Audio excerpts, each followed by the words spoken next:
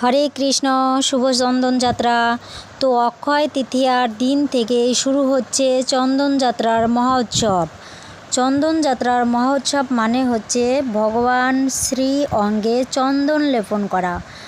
ভগবান এই বৈশাখ মাসে উত্তপ্তের কারণে সহ্য করতে না পেরে তিনি তার ভক্তদের আদেশ দিয়েছিলেন যে মলয় পর্বত থেকে যেন চন্দন এনে ভগবানের শ্রী বিগ্রহে চন্দন লেপন করা হয়।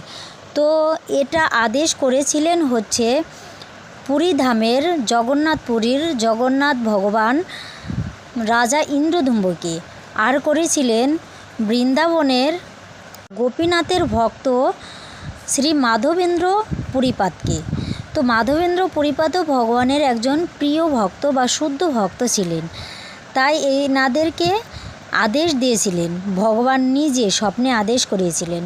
আর তারপর থেকে তিনারা দুজনেই মলয় পর্বত থেকে মলয় চন্দন এনে ভগবানের শ্রী বিগ্রহে লেপন করেছিলেন এবং তারপর থেকেই এই চন্দন যাত্রা মহোৎসব ভগবানের ভক্তরা ভগবানের শ্রী বিগ্রহে লেপন করে এই উৎসব পালন করে থাকেন।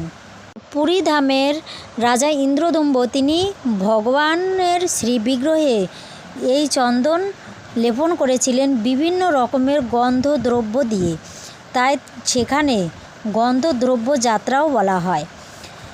আর এই উৎসব এখনও সেখানে চলছেন।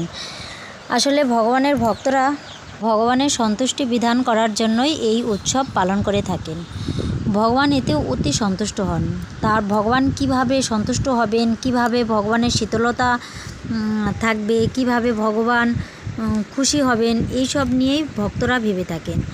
তাই ভগবানকে সন্তুষ্ট করার জন্য, ভগবানকে একটু শান্তি দেওয়ার জন্য, ভগবানকে একটু শীতলতা প্রদান করার জন্য ভক্তরা এই উৎসব পালন করে থাকেন। আপনিও চেষ্টা করবেন। হরে কৃষ্ণ।